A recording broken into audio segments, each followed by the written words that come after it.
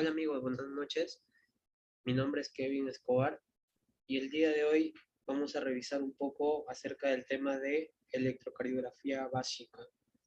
No olviden que pueden seguirme en mis redes sociales, ¿sí? Como en Instagram como SM Sinapsis o en YouTube también de la misma manera. De igual manera también pueden encontrarme en Facebook como Doctor Curioso, también de la misma forma. Así que vamos a empezar un poco a hablar acerca de este tema. Es un tema bastante tocado y algo a veces complicado, tedioso de entender, ¿no? Primero, para poder tocar o poder, digamos, iniciar acerca de la parte de electrocardiografía, tenemos que tener bien sólidos nuestros conocimientos acerca de las cosas generales del corazón, ya que es este órgano al que nosotros vamos a representar en este estudio, ¿sí? En la cual se realizan los pacientes. Bien, si nosotros recordamos un poco acerca de nuestra anatomía o la parte morfológica del corazón, vemos que esta es una estructura de tejido muscular, digamos que emergen de ella unos vasos compuestos por tejido epitelial que componen, ¿sí?, los grandes vasos, como son la vena cava superior, la vena cava inferior, ¿sí?, el tronco, ¿sí?, el tronco pulmonar, la arteria aorta, con sus ramas respectivas. Pero a nivel del corazón específicamente, hablamos de que esta está compuesto por 4 cámaras. No olvidar que esta presenta 2 aurículas y 2 ventrículos, de las cuales una cámara y otra va a estar segmentada o va a estar dividida por un tabique, y este es el tabique interventricular. Pero también vamos a ver que tanto lo que es las aurículas como los ventrículos de cada lado van a estarse comunicando o en sincronía gracias a que existen ciertas válvulas que van a ser las que van a permitir el paso o el flujo sanguíneo. ¿Por qué? Porque justamente la sangre va a pasar por todas estas cámaras para que pueda ir, digamos, fluyendo y permitiendo su oxigenación posterior cuando se dirija hacia los pulmones, ¿verdad? Y por ello hablaríamos nosotros de una circulación mayor y una circulación menor, ¿no? Una circulación menor y una circulación mayor. Entonces, eso es lo que nosotros primero se nos tiene que venir a la mente cuando nosotros hablamos de las generalidades del sistema cardiovascular. Por otro lado, nosotros tendríamos que mencionar también de que el corazón, ¿sí? El corazón presenta ciertas estructuras, ¿sí? Ciertas estructuras, y por eso Carlos menciona que presentan 2 sistemas, ¿no? Un sistema hemodinámico y un sistema eléctrico autónomo. Ya el sistema hemodinámico les había mencionado que está dado por tanto lo que son las arterias, ¿sí? Y lo que son propiamente las venas, ¿verdad? Y pues en este caso, si mencionamos propiamente las que llegan al corazón, ¿sí? En el lado derecho, pues hablaremos nosotros de la vena cava superior y de la vena cava inferior. Y pues si nosotros hablaremos de la gran arteria que permite la, digamos, distribución de la sangre del ventrículo izquierdo, hablaremos nosotros de nuestra arteria aorta, ¿verdad? ¿Sí? De la arteria aorta. Entonces, otra de las venas también vamos a ver que son las venas pulmonares, ¿verdad? Las venas pulmonares, y pues así sucesivamente podríamos hablar de otras arterias de la misma manera, ¿no? Aquí hablaríamos también de las coronarias, ¿sí? Que las vamos a mencionar más adelante porque tienen una, digamos, relevancia al momento de hablar de la nutrición, ¿sí? La nutrición de ciertas estructuras del corazón, como es parte del sistema eléctrico autónomo.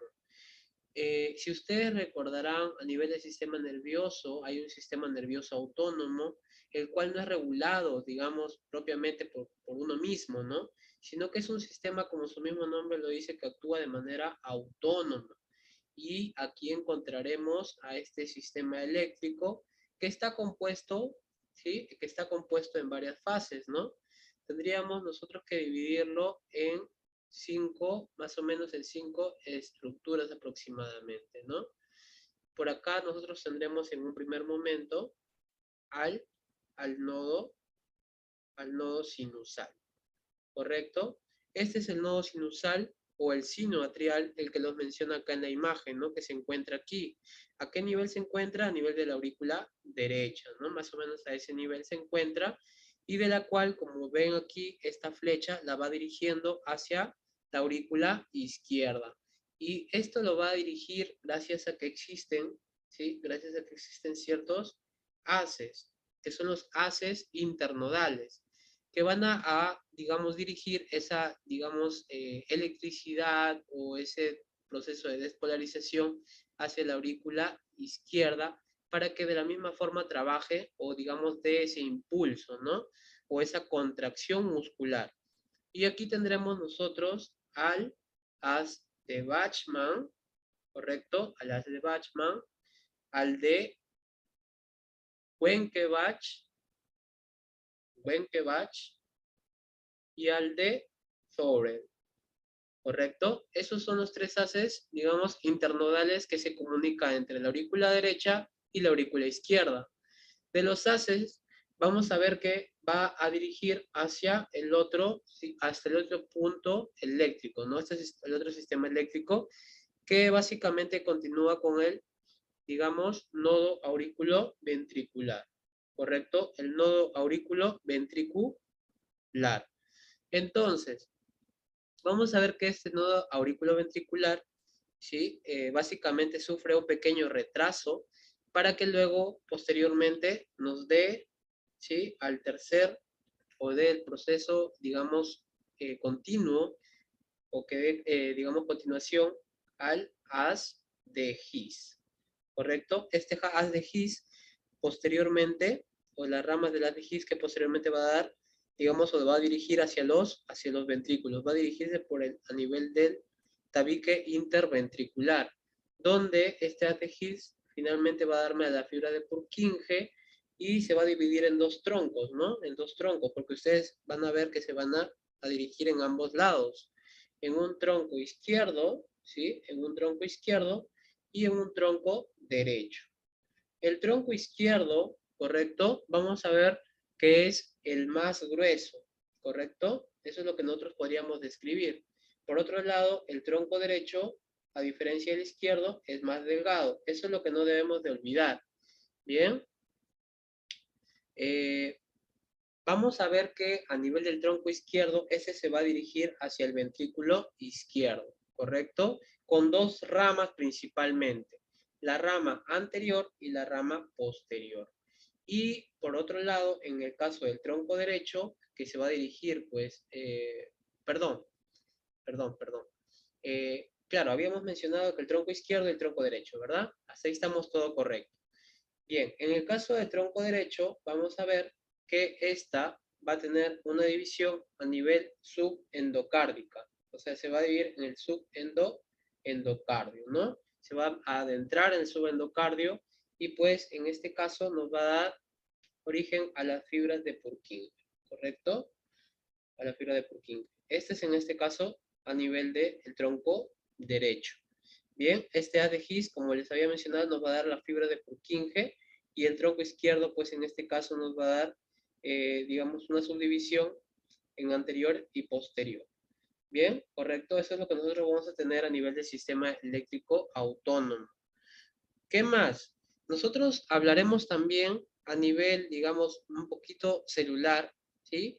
A nivel un poquito celular, que las células miocárdicas, para que sufran este proceso de despolarización, normalmente lo vamos a tener, digamos, cargadas, ¿sí? Cargadas, pero esto se debe a un potencial, ¿sí? A un potencial iónico, o sea, dado por cargas principalmente, ¿no? Y ahí encontraremos a ciertos iones, como por ejemplo tendremos al sodio, tendremos al potasio, tendremos al calcio, como los más importantes de los iones, como los iones más importantes que intervienen en la fase del potencial de acción. Ustedes recordarán, y lo vamos a ver en un momento, que la fase del potencial de acción del músculo cardíaco consiste normalmente en 5 fases, ¿no?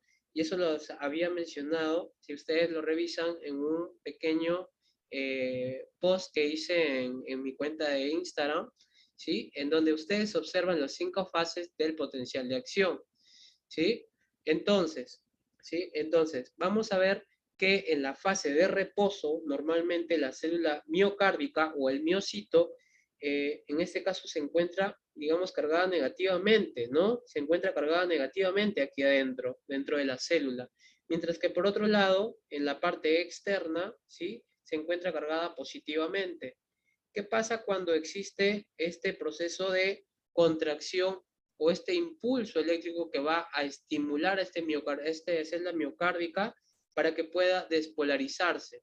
¿Sí? Van a activar ciertos canales que permiten el paso o la libre difusión, ¿sí? O la libre difusión de estos cationes hacia el medio interno y generando asimismo un proceso de despolarización. ¿Correcto? ¿Dónde? ¿Qué es lo que ocurre con la célula miocárdica? La célula miocárdica, que tenía anteriormente cargas negativas en su interior, ahora va a presentar cargas positivas, ¿correcto? ¿Y qué pasa con las cargas negativas que estaban normalmente? ¿Qué pasa con esas cargas negativas? Van a ir entrando, ¿no? Van a ir entrando por ahí. Entonces, eso es lo que va a ocurrir, chicos, y a ese proceso se le llama el proceso de despolarización. Y ya saben que ustedes, ¿sí? No pueden, digamos, mantenerse contraída la célula miocárdica y por lo tanto, cuando esa célula nuevamente retorna al reposo, ese proceso se le llamará el proceso de repolarización. ¿Correcto? Ese proceso se le llamará el proceso de repolarización. ¿Correcto? ¿Sí? Entonces, cuando más o menos ustedes le digan el proceso que, digamos, la célula de reposo pasa a una célula, digamos, contráctil o se va a contraer, ¿sí? Entonces, acuérdense que se despolariza, es decir, pasa adentro, ¿no? La D de dentro, ¿sí? Adentro, ¿correcto? Y la R de retorno, ¿no? La R de retorno es decir que vuelve a su normalidad. Y por lo tanto nosotros encontramos acá nuevamente las cargas negativas adentro de la célula miocárdica. Entonces, esos mecanismos que ustedes pueden ver aquí en la imagen son aquellos mecanismos que intervienen fisiológicamente en nuestro corazón para que, en este caso, ocurra este proceso de, digamos, flujo sanguíneo. ¿Sí? Entonces, estos sistemas que hemos mencionado, tanto el sistema hemodinámico como el sistema eléctrico, normalmente o frecuentemente son muy afectados, ¿bien? Son muy afectados y por lo tanto nos da presentaciones o un cuadro clínico muy específico, ¿no? Cuando, por ejemplo, se ven alterados el sistema eléctrico autónomo, encontraremos o estaremos frente a algunas arritmias, ¿sí? Las arritmias son aquellos trastornos que se van a encontrar dados debido a que son hallados también en el electrocardiograma. Encontraremos dentro de las arritmias las bradiarritmias, las taquiarritmias, ¿sí? Encontraremos de repente algunos bloqueos, algunos síndrome de preexcitación, entre otras arritmias que podríamos de repente encontrar en nuestro paciente cuando vayamos a hacer el examen específicamente, ¿no? Bien, una vez que tenemos esto, ¿sí? Digamos, vamos avanzando de a pocos. Les había mencionado de que el potencial de acción en el músculo cardíaco frecuentemente vamos a encontrar la típica imagen que ustedes pueden ver, ¿no? En el lado izquierdo. Sin embargo, chicos, en el marcapasos no va a ocurrir, en las células del marcapasos no va a ocurrir lo mismo. Bien, y eso lo vamos a ver aquí. Miren, ve, normalmente cuando vemos el potencial de acción del músculo cardíaco, nosotros vamos a ver que la célula se encuentra, por ejemplo, en una fase de reposo más o menos, en un menos 80 o 70% de repente, y cuando se da ese estímulo, ¿qué es lo que va a ocurrir? ¿Qué es lo que va a ocurrir? Va a ingresar los iones de sodio mediante este canal, ¿no? Y lo que va a hacer es que va a despolarizar bien, ese proceso de despolarizar a la célula, ¿correcta? La despolariza, ¿sí? Y llega hasta un punto, ¿no? Llega hasta un punto. ¿Para qué? Para que posteriormente, nuevamente, pase a la otra fase, la fase 1. Y acá estamos viendo que también, acá lo que está ocurriendo es que salen cationes de potasio, ¿no? Pero a la misma vez siguen entrando los iones de sodio, ¿bien? Siguen entrando los iones de sodio y vamos a la fase 2 donde va a ingresar ahora los iones de calcio, ¿no? Los iones de calcio para posteriormente también, ¿sí? Para posteriormente, nuevamente aquí vemos que también salen iones de potasio, ¿no? ¿Sí? Vamos a ver que siguen saliendo más cantidad de estos iones y pues que posteriormente ya en la fase 3, como ustedes pueden ver, llega a la fase ya casi ya, digamos, final. Vamos viendo que esta curva que va inicialmente ha aumentado o ha elevado, ¿sí? Va a ir descendiendo, ¿no? Si bien es cierto acá en la fase 2 llega a una fase de meseta, ya empieza la fase de descenso en la fase 3, ¿no? La fase 3 es el punto, digamos, límite. Y este punto límite va a determinar ya posteriormente la salida de los iones de potasio, ¿no? Para que posteriormente disminuya, ¿sí? O regrese al proceso de repolarización. ¿Correcto? En el proceso de repolarización salen los cationes, ¿sí? Y acá de la misma manera estamos viendo en la fase 4, donde ya justamente tratan de equilibrar de manera, digamos, normal los iones, los cationes y los aniones. Bien, una vez que tenemos toda esta fase del músculo cardíaco, nosotros podríamos decir que la fase del potencial de acción, ¿sí? Normalmente va a tener un basal aproximadamente de menos 90, ¿no? Bien, una fase de menos 90 y presenta 5 fases. ¿Correcto? ¿Qué iones intervienen? Nosotros hemos visto el potasio, el calcio, el sodio, ¿no? Estos iones van a intervenir en este caso. En las células marcapaso pasa otra cosa, chicos. Pasa otra cosa. Nosotros vamos a ver otra figura aquí, ¿no?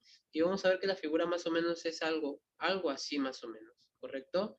Algo así, perdón. Vamos a volver por aquí. Más o menos algo así, ¿correcto, chicos? Más o menos algo así. Donde más o menos si ustedes trazan una curva horizontal, más o menos algo así, esta va a tener un ángulo aproximadamente, ¿no?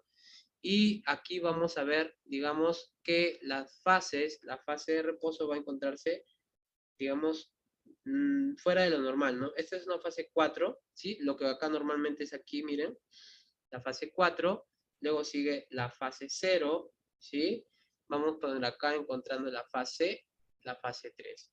Y por lo tanto, ¿cuál fase no encontraremos aquí? La fase 1, ni la fase 2, ¿no?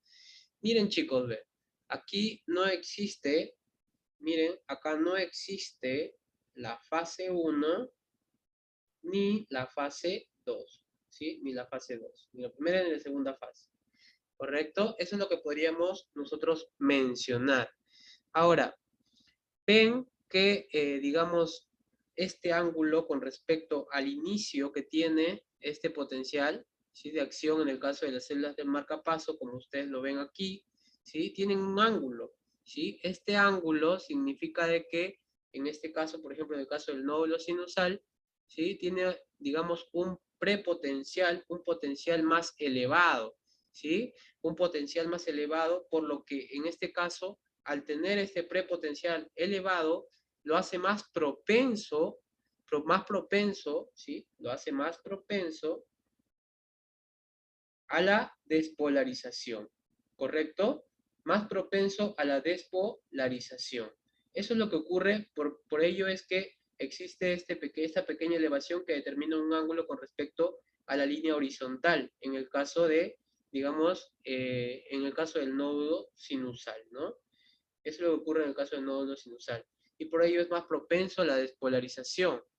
Bien, ahora, en el caso de las células marcapasos, por lo que se le dice que su basal, ¿sí? Su basal normalmente empieza en menos 60 milivoltios, ¿correcto? Y por lo que está, miren, ve, a diferencia del menos 90, esta tiende más, ¿sí? Tiende a despolarizarse, ¿sí? Más rápido. Tiende a despolarizarse más rápido. Esta pendiente que ustedes pueden ver aquí, es la fase de reposo, ¿correcto? Es la fase de reposo. Ahora, esta pendiente va a recibir descargas, ¿sí? Descargas eléctricas por el sistema nervioso, en este caso propiamente autónomo, ¿no? Y nosotros veremos acá descargas simpáticas y descargas parasimpáticas. Cada uno va a tener un efecto o va a ejercer un efecto en este células marcapaso del tejido especializado. Miren, cuando ustedes ven que actúa el sistema nervioso simpático, esta pendiente, digamos, va a aumentar la pendiente, ¿correcto? En cambio, cuando actúa el sistema nervioso parasimpático, lo que va a hacer es disminuir o, digamos, atenuar la pendiente, ¿correcto? Eso es lo que ocurre con respecto al sistema nervioso autónomo. Y si es que nosotros nos dice de que aumenta la pendiente, ¿qué es lo que va a ocurrir? Como va a hacer que el corazón trabaje más rápido, va va a tender más a la taquicardia, ¿correcto? Va a tender más a la taquicardia. En cambio, las células marcapaso, si disminuye su efecto, disminuye la pendiente y por lo tanto el potencial de acción, lo que va a dar en vez de la taquicardia es lo contrario, ¿no? ¿Sí? Es su opuesto, que es la bradicardia. Entonces, miren cuáles son las diferencias que existen entre las células del músculo cardíaco con respecto a las células marcapaso del potencial de acción. ¿Sí? No se olviden de esas características que nosotros estamos mencionando en este pequeño esquema, ¿no? No hay que olvidar. Bien, entonces, con respecto al control propiamente de la excitación y la conducción del corazón, ¿sí? Nosotros vamos a ver que la frecuencia cardíaca, ¿sí? No hay que olvidar siempre que la frecuencia cardíaca normalmente está dado de un valor de 60 a 100 latidos por minuto. Ahora, ¿a qué se debe esta frecuencia cardíaca, chicos? Normalmente se debe a la descarga, ¿sí? A la descarga del nódulo sinusal. Sin embargo, chicos, vamos a ver que hay circunstancias en las cuales estas se ven alteradas, ¿ya? Se ven alteradas. Vamos a ver que van a haber circunstancias donde se puede presentar que no está comandado esta frecuencia cardíaca por el nódulo sinusal. Normalmente cuando se encuentra más o menos de 40 a 60, que es hasta el límite, que es el límite inferior, ¿sí? Normalmente se dice que actúa el nodo sino, o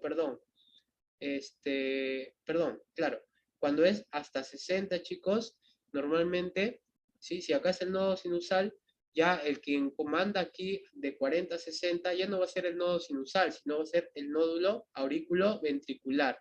Ahora, cuando es de 15 a 40, entonces estamos viendo que ya está comandando las fibras de Purkinje, ¿correcto? Y cuando ya es menor, ¿sí? Cuando es menor, digamos, de 15, por ejemplo, ya esas circunstancias van a ser, digamos, incompatibles, ¿sí? Incompatibles con la vida, ¿no? Y a estos pacientes normalmente se les menciona que se encuentran en paro, ¿no? En parada cardíaca, ¿no? En parada cardíaca. Ven, chicos, entonces, esto es, digamos, en cuanto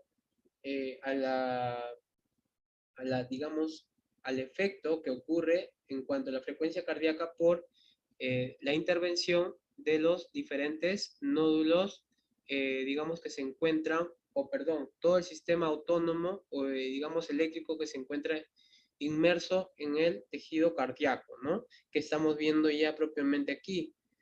Y pues no hay que olvidar algunas propiedades del corazón que nosotros ya o ustedes seguramente han revisado y por acá les traigo una pequeña mnemotecnia que a ustedes les puede ayudar para poder, digamos, recordar un poco acerca de esas propiedades del corazón, ¿no? Miren, ve, aquí en rojo están señaladas las propiedades, ¿no? Están señaladas las propiedades. Batman viene de batmotropismo, ¿no? Batmotropismo. Ahora, en el caso de drogado, que menciona acá, en este caso se menciona o se le asocia al dromotropismo. Al dromotropismo. ¿correcto? Bien, en el caso del cromado, hablaríamos nosotros del cronotropismo, ¿correcto? Del cronotropismo. En el caso del inodoro, que menciona acá, es el inotropismo. Y por último, acá que dice luminoso, hablaríamos de nosotros del lucitropismo. Lucitropismo, ¿correcto? Ahora, ustedes ven acá que dice Batman, ¿sí? Batman, excitado. Por lo tanto, si menciona que es excitado, aquí el batmotropismo será la excitación, ¿sí? La excitación. Es una de las propiedades del corazón. Y aquí, en este caso, dice conduce drogado. Si es conduce, ¿sí? Produce la conducción. Esa es otra propiedad del corazón. Ahora, ¿qué más? Dice autocromado, dice que es el automatismo, ¿ya? El automatismo. El automatismo es otra propiedad del corazón. ¿Qué más? Con inodoro, con decontracción. Con decontracción, ¿correcto? Con decontracción. Y finalmente, chicos, re luminoso, re de relajación, ¿correcto? Re de relajación. Bien, chicos, y ahí están las 5 propiedades del corazón que presenta, ¿ya? Para que no se olviden, solamente esto es algo general que nosotros estamos revisando, y a la mano derecha ustedes van a ver la inervación del corazón, la cual, si ustedes se fijan bien, chicos, vamos a ver que esta inervación, ¿sí? Esta inervación tiene una predominancia que tiene que ver con el sistema nervioso, ¿sí? Con el sistema nervioso simpático, ¿ya? Estos que ustedes ven aquí de rojo son nervios simpáticos y los de amarillo son nervios parasimpáticos, ¿ya? Nervios parasimpáticos. Y si ustedes ven quién es lo que tiene más predominancia, ¿sí? O quién es el que presenta mayor inervación, ¿quién es el que presenta mayor inervación? Serán los nervios simpáticos. Y si presenta mayor inervación de nervios simpáticos, ¿para qué lado van a ir? ¿Para qué lado creen que van a ir más frecuentemente? ¿A la o va a tender a la taquicardia? ¿Ven? Van a tender más a la taquicardia. Bien, miren, solamente teniendo esto bien claro, ¿no? Entonces, hasta aquí estamos viendo, digamos, cosas generales o aspectos generales que de repente, si es que ya están o ya han revisado la parte de básicas, seguramente solamente esto ha sido parte para recordar nada más, ¿no? Ahora vamos a ir un poco a revisar ya propiamente a los principios del electrocardiograma. Si nosotros revisamos acerca del electrocardiograma, nosotros vamos a mencionar primero que todo qué es el electrocardiograma, ¿no?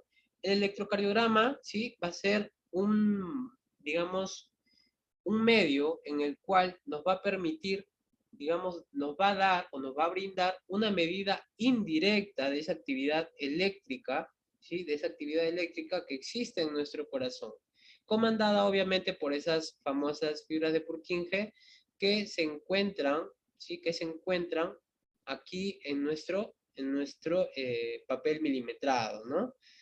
Ahora, ¿qué vamos a evaluar normalmente, chicos? ¿Qué es lo que nosotros nos vamos a querer evaluar en ese electrocardiograma? Bien, lo que nosotros vamos a evaluar, por ejemplo, son aquellas alteraciones que se encuentren, digamos, anatómicas. Obviamente que nosotros no nos va a dar una imagen, pero, o sea, no nos va a dar una imagen del corazón específicamente como una radiografía o una tomografía o de repente un ecocardiograma, ¿no?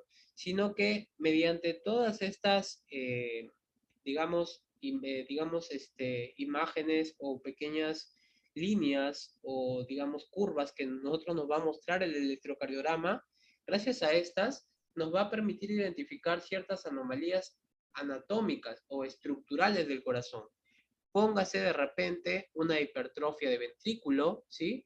Para ello, por ejemplo, usaríamos nosotros los criterios de Sokolov para una hipertrofia ventricular izquierda, por ejemplo, o de repente podríamos destacar de repente alguna arritmia, ¿no? Por ejemplo, ahí hablaríamos del ritmo, ¿sí? Si hay una bradiarritmia, una taquiarritmia, hablaríamos a nivel hemodinámico de repente por ahí el paciente está sufriendo un infarto agudo de miocardio y estamos evaluando el ST, el segmento ST, de repente aumentado por más de un cuadro, ¿sí? Por más de 1 milímetro. ¿Qué más? Alteraciones iónicas, normalmente el potasio, el calcio, ¿no? Hipercalemia, hipocalemia, hipercalcemia, ¿no? Que vamos a verlo reflejado de repente, por ejemplo, en el caso de la hipercalcemia, en la onda T, ¿no? Entonces, todas esas características nosotros lo vamos a evidenciar gracias a nuestro electrocardiograma. Ahora, ¿qué más tenemos que preguntarnos? ¿Cómo se producen estas ondas? Nosotros vamos a ver que estas ondas que van a estar, digamos, evidenciadas en este papel milimetrado, un papel que normalmente es muy pequeño, ¿sí? Es muy pequeño. Vamos a verlos evidenciadas aquí debido a la despolarización, ¿ven? ¿Ven? A la despolarización, ya sabemos nosotros que cuando hablamos de la despolarización es que el miocardiocito o la célula miocárdica van a sufrir cambios con respecto a los iones que se encuentran intracelularmente y extracelularmente y pues se van a hacer más positivos, ¿no? Y por lo tanto, al hacer este proceso de despolarización, van a generar un campo eléctrico. ¿Sí? Van a generar ese campo eléctrico y pues ese campo eléctrico, el cual según se acerque o aleje del electrodo, el electrodo va a ser aquel instrumento que va a ir, digamos, en ciertas partes específicas del cuerpo del paciente, ¿sí? Puede ser en las manos, ¿sí? Puede ser en las manos o puede ser en los pies. Cuando llegue ahí, va a generar un campo eléctrico, ¿sí? Va a generar un campo eléctrico y este va a ser representado por una deflexión, ¿sí? Una deflexión que puede ser positiva o puede ser negativa. Cuando será positiva, será más para arriba y cuando será negativa, será más para abajo, ¿correcto? Esa es una deflexión positiva y esta es una deflexión negativa. Es así como nosotros representamos las deflexiones. Si nosotros ponemos a un poco recordar, o de repente si es que no han visto nunca un electrocardiograma, o de repente sí, ¿no? Seguramente han visto algún papel milimetrado, ¿sí? En Facebook o en alguna otra red social. Entonces, siempre vamos a ver nosotros estos cuadros, ¿no? Esto está un poquito más acercado, ¿sí? Pero normalmente a veces algunos papeles no pueden venir, de repente no vienen estos papeles, digamos, o estos cuadraditos pequeñitos, ¿no? Bien, entonces, ¿qué es lo que nos ayuda? Nos ayudan estos cuadros grandes. Bien, si nosotros hacemos un estudio, digamos, a nivel, digamos, lo más pequeñito, vamos a ver en horizontal y en vertical, ¿sí?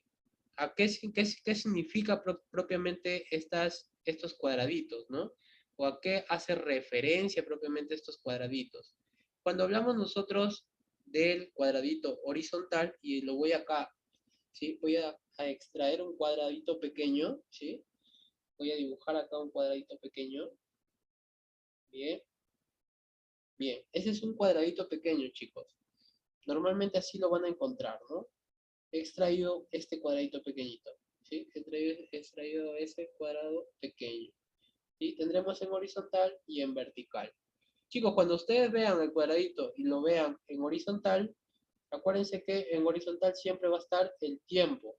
Y cada cuadradito, ¿en cuánto va a simbolizar en tiempo? Va a simbolizar 0,04 segundos. Cuando veamos en vertical, o digamos cuánto mide en vertical, lo que estaremos evaluando básicamente es la amplitud, ¿sí? El tamaño. En este caso, hablaremos del voltaje, ¿correcto? Del voltaje. Y este voltaje, digamos, cada cuadradito representa 0,1 milivoltios, ¿correcto? Cada uno representa 0,1 milivoltios.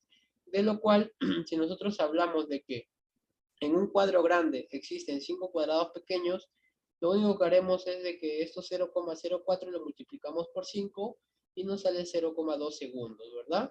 Y al cuadro, ¿sí? A los cuadros pequeños en vertical o en amplitud lo multiplicamos por 5 porque acá hay 5 cuadrados, serán serán 0,5 milivoltios, ¿sí? De lo cual cada uno, digamos, representará 5 milímetros, ¿no? Porque cada cuadradito es 1 milímetro, ¿sí? Ahora, si nosotros juntamos estos 0,5 milivoltios, ¿sí? 0,5 milivoltios, o en este caso lo agrupamos en tiempo, ¿sí? Lo agrupamos en tiempo, será, será o comprometerá un segundo, ¿correcto? Un segundo. Bien, entonces es así como nosotros estaremos evaluando esos papeles milimetrados, ¿correcto? Esos papeles milimetrados. Bien, eso es con respecto a estas cosas o a estas características con respecto al papel milimetrado, donde va a ir o donde va a representarse todo lo que es propiamente el estudio electrocardiográfico. Bien, si nosotros hablamos de cómo colocar los electrodos van a, digamos, a permitirnos a nosotros, nos va a ayudar a, en este caso, evaluar propiamente el corazón. Bien, más abajo hay una pregunta, ¿cómo vemos las caras del corazón en el electrocardiograma, no? Pero esto más que todo es para hacer el procedimiento, ¿no? Miren chicos, acá hay una pequeña mnemotecnia para que ustedes no se olviden, en este caso, cómo colocar los electrodos, ¿ya? Que es la rana verde, ¿ya? La rana verde. ¿Correcto? Miren, ve, empezamos, ¿sí? Empezamos de derecha a izquierda, ¿ya? A colocar. Miren, ve, a ver, empezamos. Rojo, R de rojo, ¿ya? R de rojo, ¿sí? Colocamos acá en el brazo derecho, ¿sí? O en, digamos, en la muñeca del lado derecho, el rojo, ¿ya? El rojo. ¿Qué más? Colocamos ahora la otra, ¿sí? La que sigue, que es amarillo. A de amarillo, ¿ya? A de amarillo será en el brazo o en la muñeca del lado izquierdo. ¿Correcto? Ya vamos dos. Bien. Ahora, este N, ¿sí? Este N que está aquí, ¿sí? Este N que está aquí, nuevamente empezamos con el lado derecho, ¿correcto? Empezamos con el lado derecho. Y decimos, por lo tanto, que es, digamos, pierna, ¿sí? Que en este caso es derecha, ¿no? Y verde, ¿sí? Verde, que en este caso también es en el lado izquierdo, ¿sí? Y es así como nosotros colocaremos cada uno de los electrodos en nuestro paciente, ¿no? Lo que va a permitir acá, digamos, es básicamente evaluar, ¿sí? O determinar lo que son las diversas ondas que van a ser representadas en el electrocardiograma, ¿no?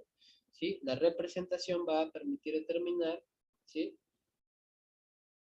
La representación de las ondas en electrocardiograma, ¿correcto? Bien, eso es lo que nosotros van a ayudarnos a representar básicamente estas, ¿no? Ahora, estas van a ser mayormente a permitir básicamente evaluar los ejes en el plano frontal, ¿no? Porque en el plano transversal lo que nos van a ayudar son los chupones, ¿no? Que van a ustedes a colocarlos en el tórax, ¿no? Que van a determinar los planos de V1 a V6, que lo vamos a ver en un momento. Bien, eso es lo que nos va a permitir ayudar, en este caso, los electrodos.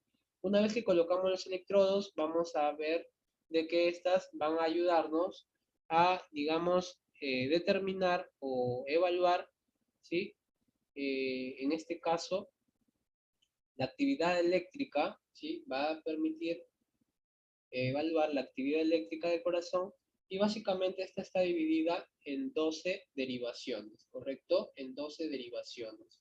Estas 12 derivaciones se dividen nuevamente en dos. Bien, las 12 derivaciones estarán en el plano frontal y en el plano transversal.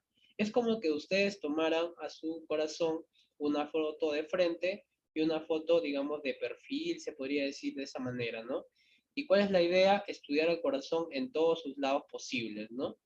De las cuales nosotros hablaremos, nosotros que se encontrarán aquellas que están en el plano frontal y en el plano transversal, de la cual nosotros vamos a ver que las del plano frontal, perdón, irán en los miembros, ¿sí? En los miembros, y en el caso de transversal, básicamente va a ir en el tórax, ¿no? El estudio. En el caso de los miembros, el plano frontal, hablaremos de que existen aquellas derivaciones monopolares o unipolares, ¿sí? O también tendremos aquellas que son las bipolares. Las monopolares incluirán a la derivación ABR, ¿sí?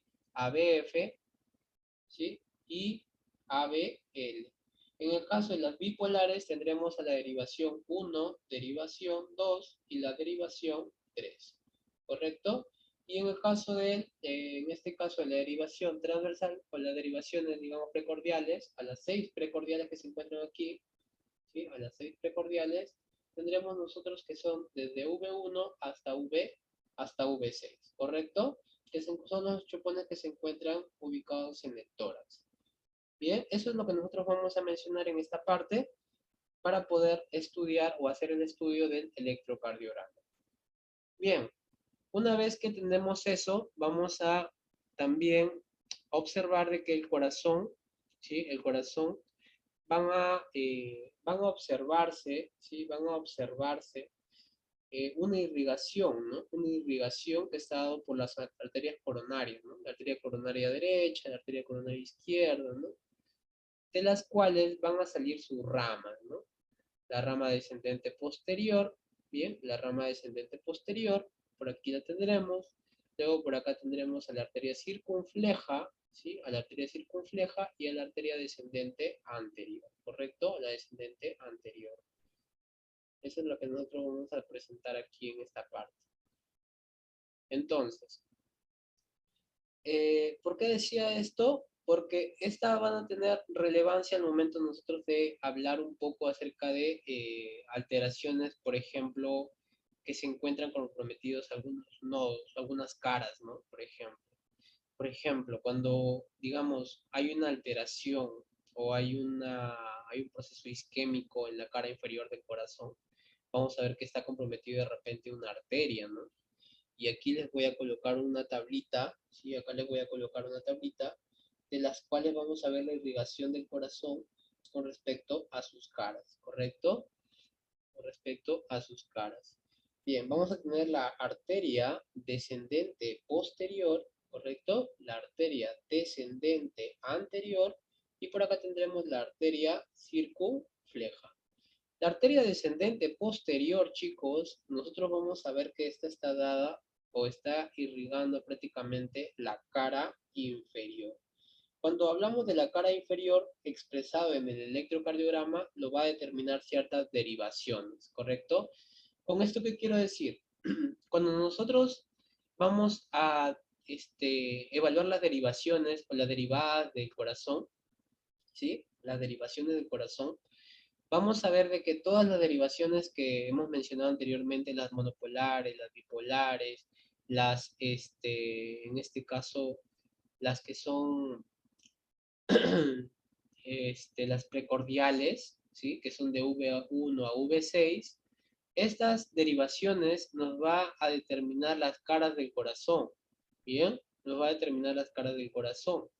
Por ejemplo, en el caso de la cara inferior, que es la que frecuentemente se encuentra asociada, ¿sí? Que se encuentra, en muchos de los casos se encuentra de repente en los casos de pacientes con infarto agudo de miocardio, vamos a ver que son la derivación 2, derivación 3 y la derivación ABF, ¿correcto? ¿Sí? Cuando nosotros hablemos de que está comprometido estas caras, ¿sí? Hablaremos de la cara inferior, ¿correcto? En el caso de la arteria descendente anterior, vamos a ver que va a irrigar, ¿sí? Va a irrigar la cara septal, ¿sí? La cara septal. ¿Qué más? Va a irrigar la cara anterior, ¿sí? Y también va a irrigar la cara lateral, ¿sí? Lateral baja. Cuando nosotros hablamos de qué derivadas, ¿sí? O qué precordiales se encuentran en este caso, en el caso de la cara septal hablaremos de la precordial V1, V2. En el caso de la cara anterior tendremos a V3, V4, ¿no? Y en el caso de la lateral baja tendremos a V5 y V6, ¿correcto? V5 y V6. Bien, miren, ve, estamos viendo. Por lo tanto, si a ustedes le dicen en alguna ocasión, ¿sí?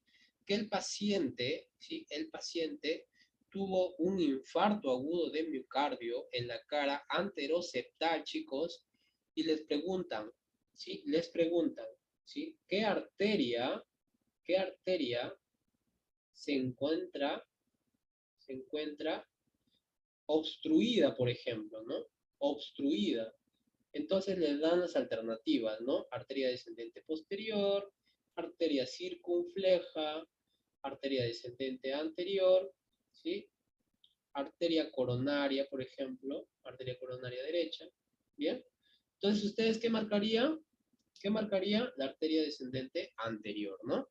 Entonces, es así como ustedes más o menos deben de tener claro esta situación, ¿correcto? En el caso de la arteria circunfleja, chicos, esta va a irrigar la cara lateral baja, ¿sí? La cara lateral baja y la cara lateral, perdón, claro, lateral baja. En este caso me había equivocado, chicos. Acá es la lateral baja. Y acá también la lateral alta, ¿ya? Como para que no se equivoquen, miren. ¿Ya? Acá. Se me fue. A ver, en el caso de la lateral baja ya le hemos mencionado V5 y V6. Y en el caso de la lateral alta será derivación 1, ¿sí? Derivación 1 y la ABL, ¿no? La monopolar. Una derivación bipolar y una derivación unipolar, ¿no? Que se encuentra irrigando esta arteria. Bien, chicos. Entonces, eso es lo que te podríamos tener en cuenta en esta situación. Bien, eso es lo que podríamos tener en cuenta en esta situación. Ahora, si ustedes van a ver, ustedes van a ver que hay algunas caras del corazón que no se van a poder observar normalmente, ¿no? En el electrocardiograma, ¿sí? Hay algunas caras del corazón que no se pueden observar. Y por lo tanto, pues, en este caso va a ser un poco difícil su examen, ¿no? O, digamos, determinarla. Por ejemplo, las caras que no se ven, ¿bien? Las caras que no se ven, ¿sí? Que no se ven en el electrocardiograma, por si en algún momento a ustedes se les viene la pregunta, son la cara posterior, ¿sí? La cara posterior y propiamente el ventrículo derecho, ¿correcto? Propiamente el ventrículo derecho. Bien. Sin embargo, chicos, cuando ustedes tengan, digamos, alguna sospecha de infarto agudo de miocardio del ventrículo derecho, ¿sí? Es cuando, por ejemplo, tienen ustedes un daño, ¿sí? Un daño en la cara inferior, ¿correcto? Es decir, cuando ustedes tengan un infarto agudo de miocardio de cara inferior, ¿sí? Con respecto a una alteración en la derivación 2, 3 y ABF, entonces ustedes pueden sospechar de un infarto de ventrículo derecho también, ¿correcto? Un infarto de ventrículo derecho. Bien, entonces eso es lo que a nosotros nos puede ayudar un poco, ¿no? Eso es lo que nos puede ayudar un poco. Bien, bien. Entonces, ahora vamos a ir propiamente a revisar, ¿sí? A revisar el electrocardiograma, ¿correcto? Vamos a ir un poco a revisar el electrocardiograma, el cual nos va a ir representando, ¿sí? Por todas estas ondas, segmentos y complejos, y también los intervalos, ¿no? Que nosotros vamos a ver aquí. Ahora, ¿qué simboliza, sí? ¿Qué simboliza, sí? ¿Qué simboliza estas ondas, no? ¿Qué simboliza estas ondas? O sea, ¿qué significa estas ondas, no? ¿Qué significan estas ondas? Por ejemplo, en el caso de la onda P, chicos, que ustedes lo ven acá como esta es la deflexión que les decía, ¿no? Será una deflexión positiva, ¿no? Una deflexión positiva. Básicamente, esta deflexión positiva es, digamos, por un vector dado acá en el corazón y que se desplaza más o menos de esta forma, ¿no? De donde nosotros si tendríamos una carga acá negativa y una carga positiva que va hacia abajo, este vector se desplaza al vector positivo y por lo tanto genera una despolarización, digamos, o una deflexión positiva, que lo que va a simbolizar es la despolarización auricular, ¿correcto? La despolarización auricular. ¿Qué más? ¿Qué más, chicos? Vamos a ver nosotros, por otro lado, al segmento PQ.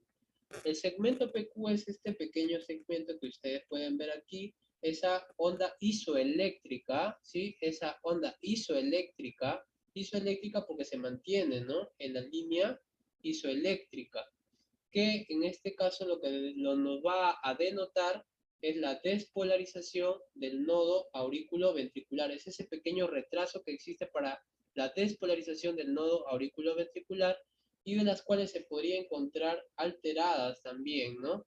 En algunos casos de bloqueo, por ejemplo, ¿no?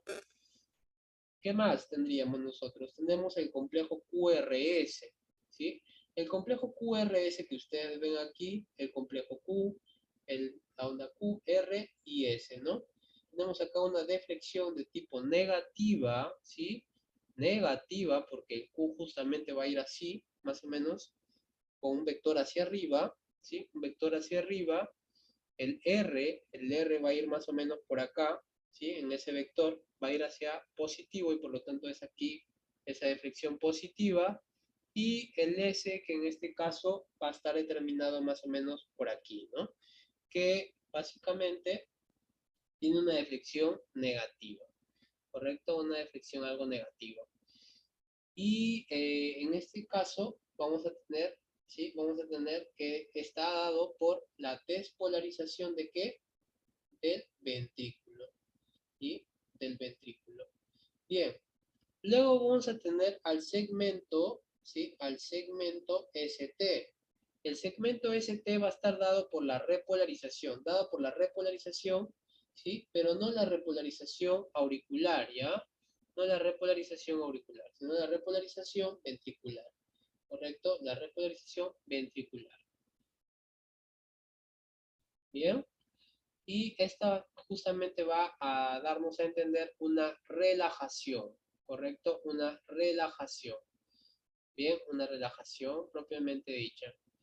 Cuando en este caso, digamos, está alterada, podría verse algunos casos de infarto agudo de miocardio también, ¿no? En algunas circunstancias propiamente dichas. Bien, chicos, entonces eso es lo que nosotros vamos a ver en este caso, en estas ondas o segmentos que estamos viendo aquí. Bien, esas son los segmentos que nosotros estamos viendo aquí.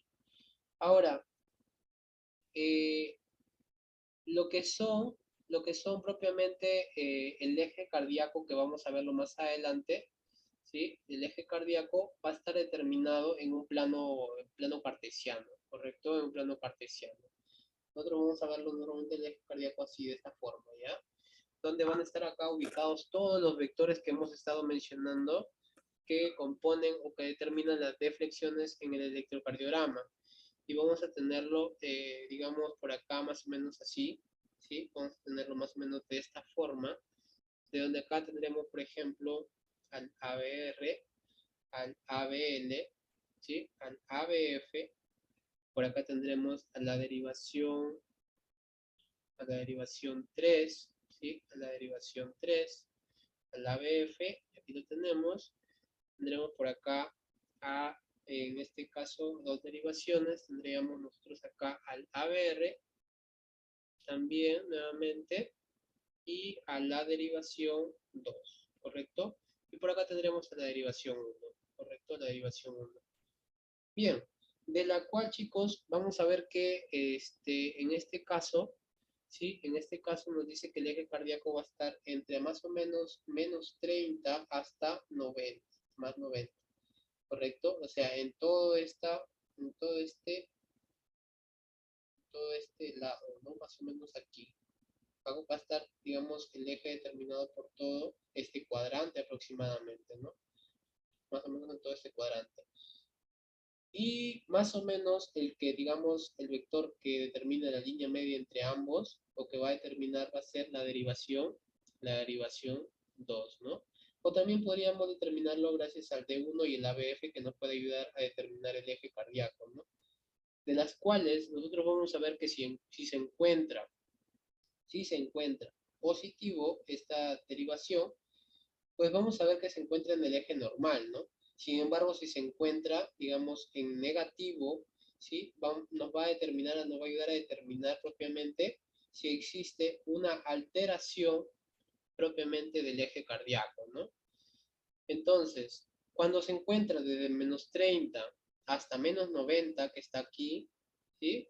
Se dice que el paciente tiene una derivación hacia la izquierda, ¿correcto? Y cuando está de más 90 hasta, en este caso, 180, se encuentra aquí, se dice que está o tiene una derivación a la derecha, ¿correcto?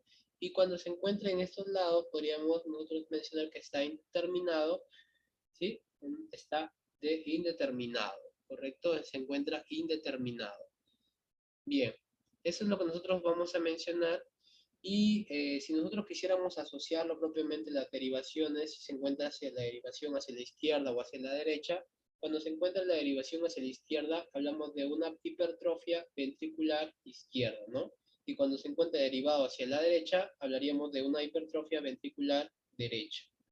Y aquí cuando se encuentra en este lado que es indeterminado, hablaríamos nosotros de un crecimiento biventricular, ¿correcto? Eso es hablando del eje cardíaco. ¿Correcto? Del eje cardíaco. Entonces, eso es hablar del eje cardíaco, ¿no?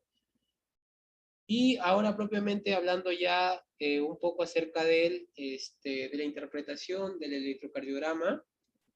En el electrocardiograma nosotros vamos a encontrar, ya les había mencionado, este papel milimetrado, ¿no? Este papel milimetrado en el cual vamos a encontrar aquí, ¿sí? Una serie de ejes, o unas ondas que van a estar determinando propiamente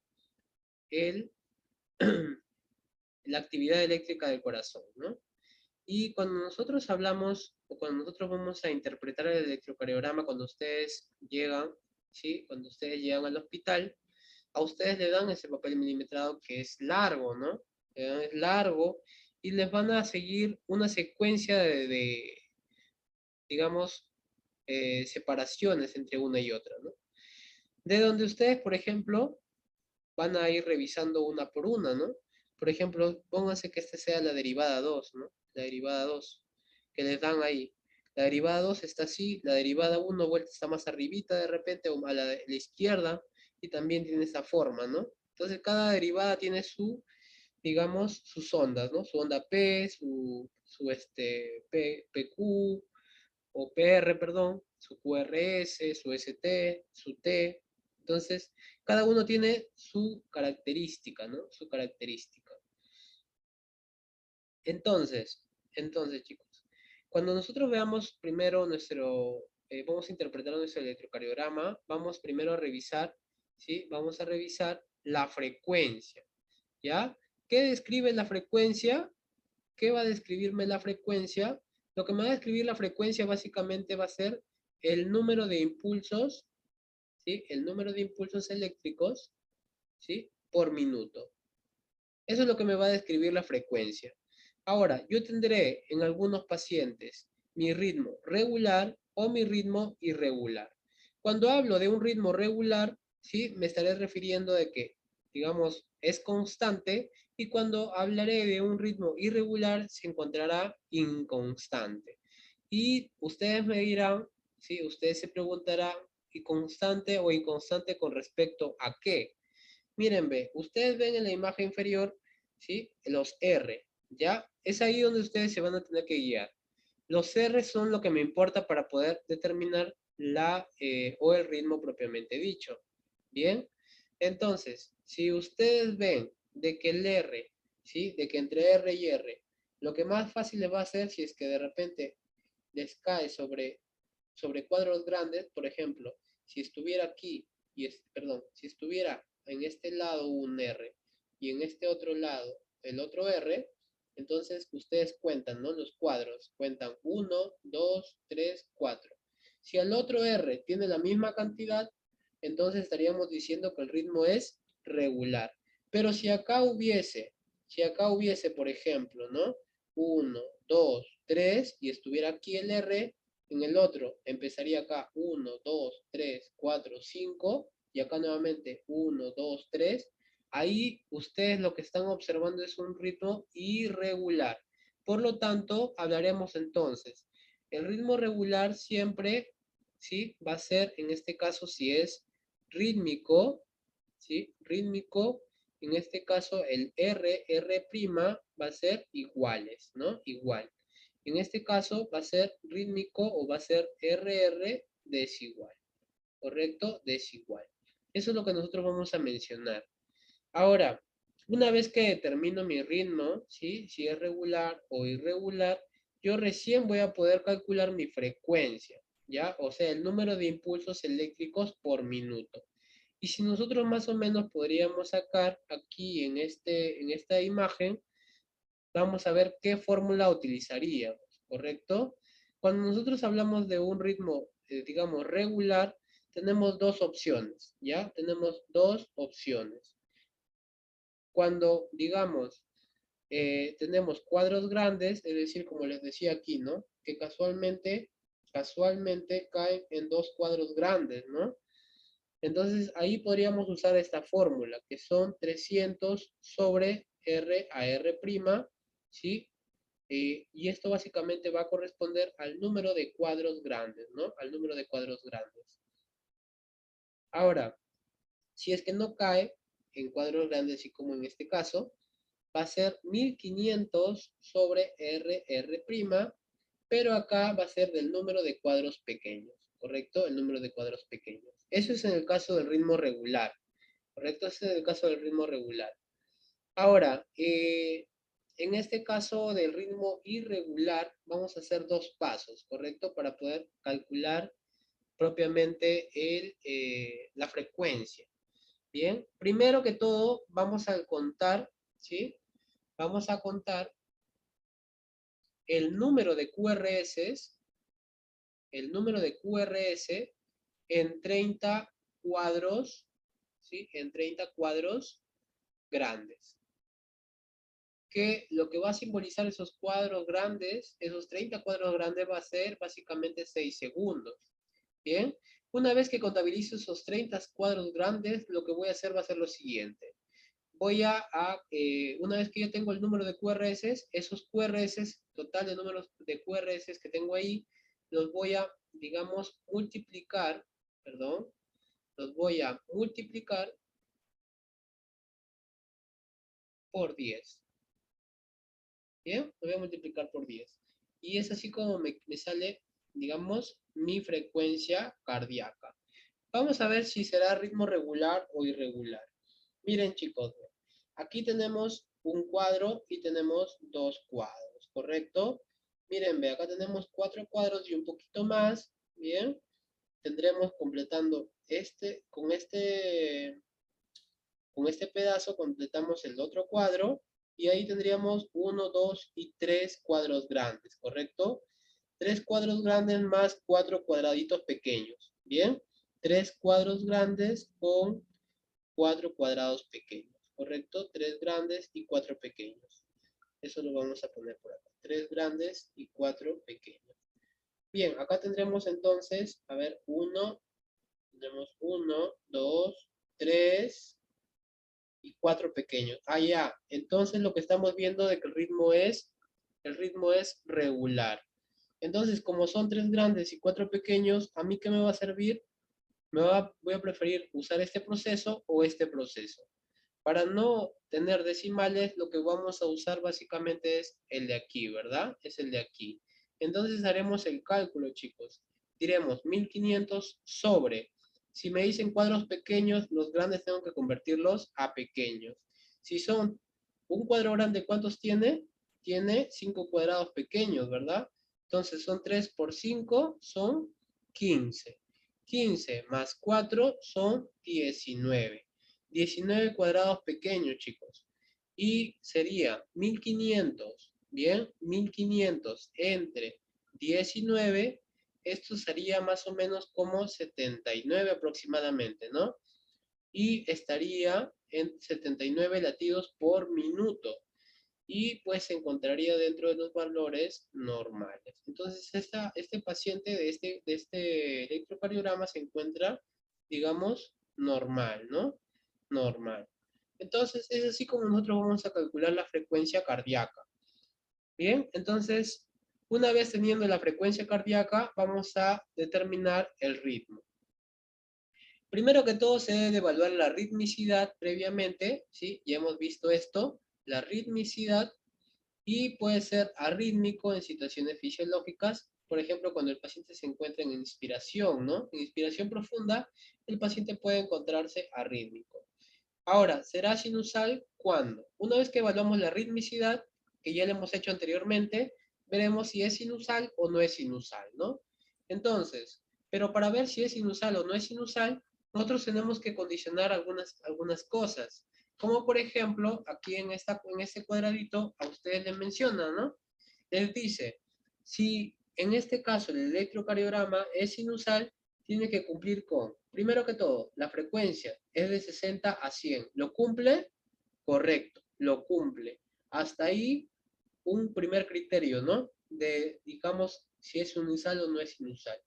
La onda P es de morfología normal. Cuando les dice que la onda P es de morfología normal, se refiere a que la onda P no tiene que estar, digamos, más allá, ¿sí?, de lo normal, que es aproximadamente de 0,2 a 0,20, que lo vamos a revisar en un momento. Bien, además no debe de ser negativo, ¿sí? No debe de ser negativo, salvo en alguna excepción que lo vamos a ver también a continuación. Bien, en alguna derivación. ¿Qué más? Nos dice que es positiva, ¿ve? Ven, acá, ¿ve? Es positiva en 2, 3 y ABF, ¿no? 2, 3 y ABF. Negativo, ¿en dónde? En ABR. Es decir, la onda P solamente puede ser negativo en AB, en ABR. ¿Correcto? Eso es con lo que dice acá la morfología. Además, la onda P no puede ser, digamos, así, ¿no? No puede ser así, no puede ser así, o sea, me refiero así. No puede ser tampoco así, ¿no? O no puede ser así, ¿no? No puede ser esa forma, no puede tener esa morfología. ¿Qué más? Además, cada P debe seguir QRS, es decir, tengo que ver si este P continúa en QRS, correcto. Hasta ahí estamos bien. Este P continúa en QRS, correcto. Ah, ya, todos están que siguen su QRS. Si acaso estuviera, digamos, plano aquí, entonces estamos viendo que no sigue el QRS. Y estaríamos frente de repente a un bloqueo, ¿no? ¿Sí? A un bloqueo de repente aurículo ventricular, o perdón, un bloqueo de rama, de repente. Claro, es bloqueo auriculoventricular, ¿ya? Entonces, de repente en alguna de estas patologías. Ahora hablaremos propiamente de qué tipo de bloqueo será, ¿no? ¿Qué más? El PR de duración constante, chicos. El PR, ¿no? El PR de duración constante quizá también. Bien, el PR tiene que ser constante y eso lo vamos a evaluar también. Si es que es constante y todo esto cumple, chicos, estaremos frente a un ritmo sinusal. Bien, entonces eso es para evaluar el ritmo sinusal, ¿no? ¿Será sinusal o no será sinusal de acuerdo a estos criterios que tiene que cumplir en este caso el electrocardiograma, ¿no? El electrocardiograma. Bien, hasta ahí tenemos dos de los componentes que se requieren para evaluar o interpretar nuestro electrocardiograma.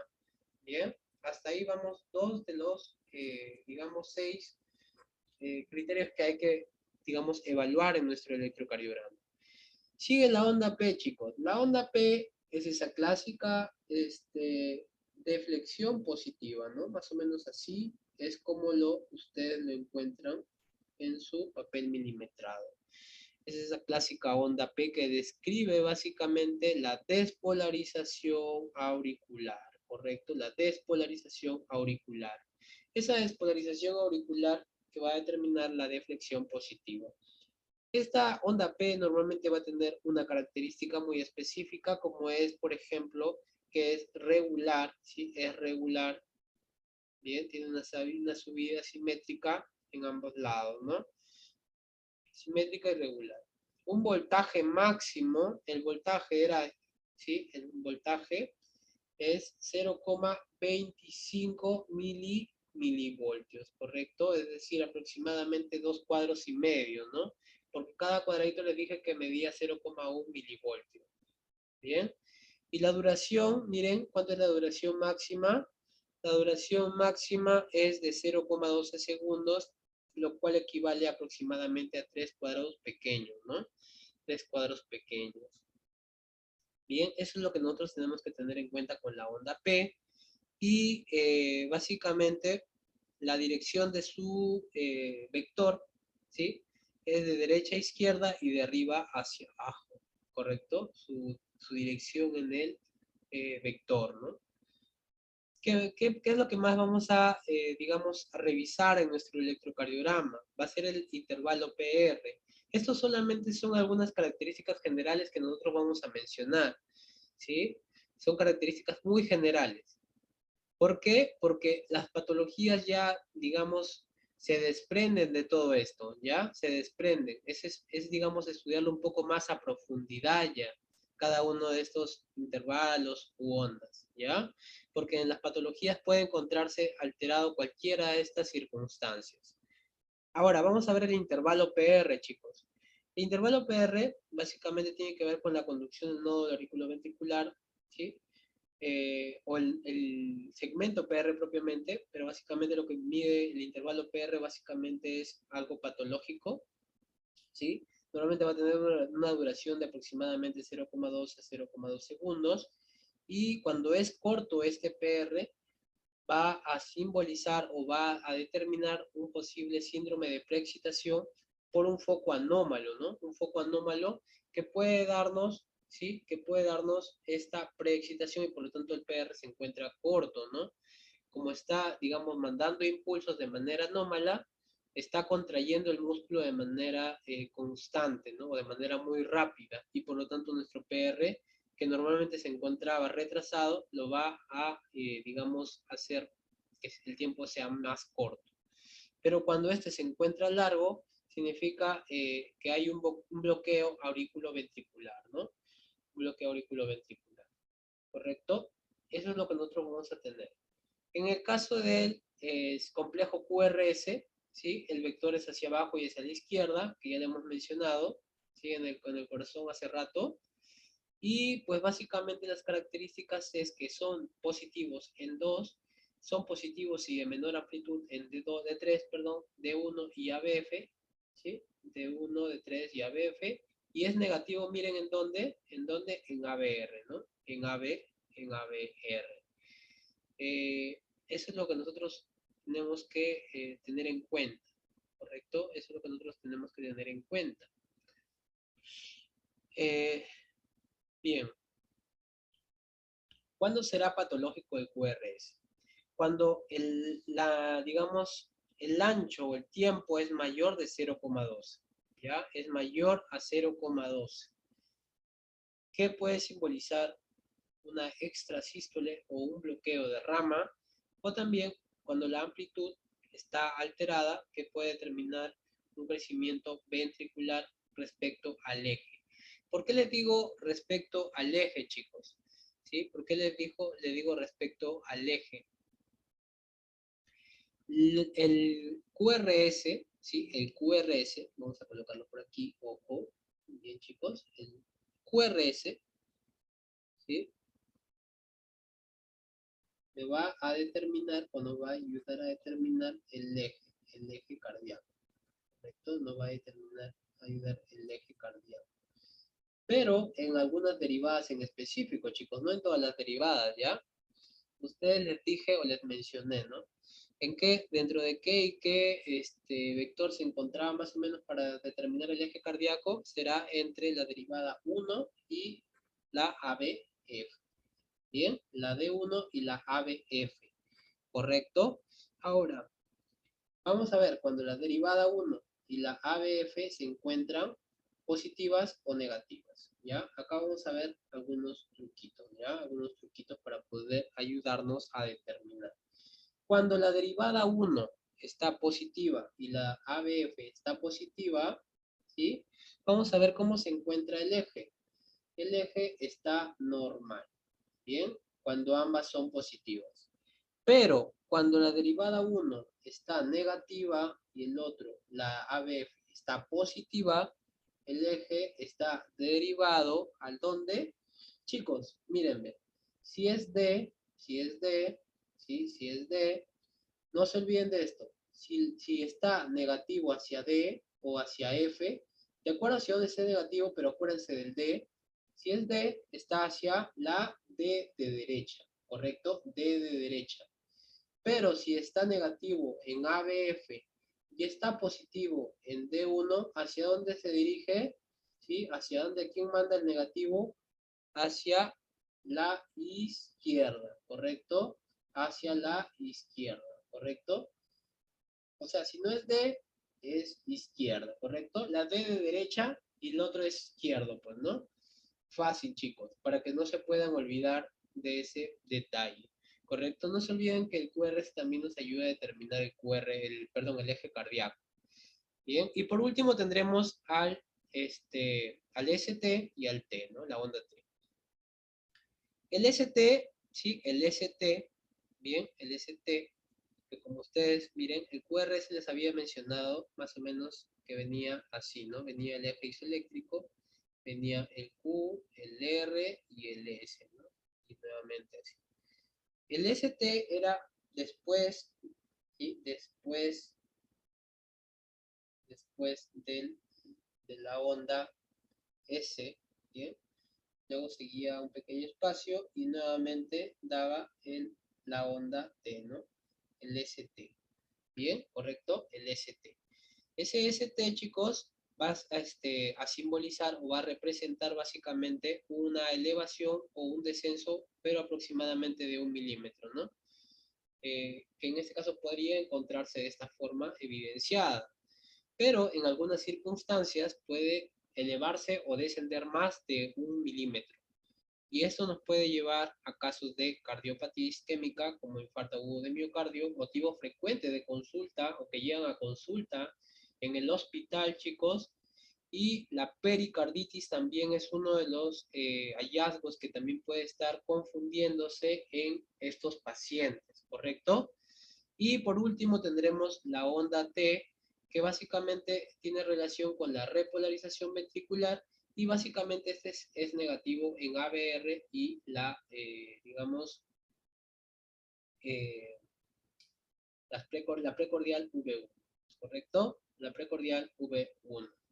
¿Será patológico? Sí, será patológico cuando hay una alteración pericárdica o miocárdica también, pero también hay en alteraciones del trastorno de la conducción intraventricular o isquemia.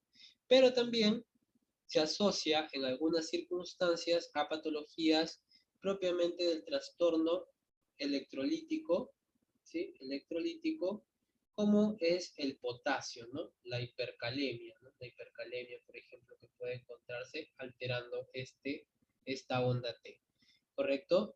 Y es así como usted les decía, pues, que, digamos, nos ayuda mucho el poder interpretar, saber interpretar las características de cada una de las ondas o segmentos que vamos a encontrar nosotros en el electrocardiograma para identificar, ¿sí? Algunas patologías frecuentes, ¿sí? O algunos hallazgos que, digamos, va a permitirnos confirmar la sospecha diagnóstica, ¿no?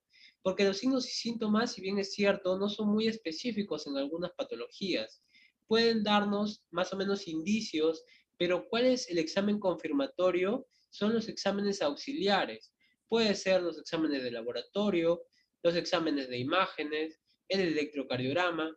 El electrocardiograma va a ser uno de los exámenes que más frecuentemente se van a utilizar en el área de cardiología o propiamente de medicina interna para poder justamente evaluar a nuestro paciente. En los casos de infarto agudo de miocardio, pues de bastante ayuda, ¿no? Entonces, chicos, eso es con respecto a lo que quería mencionarles, chicos. Y bueno, aquí les dejo un mensaje, ¿sí? Que tratemos de buscar siempre ser mejores de lo que algún día queríamos ser, porque eso nos ayuda a convertirnos en alguien mejor.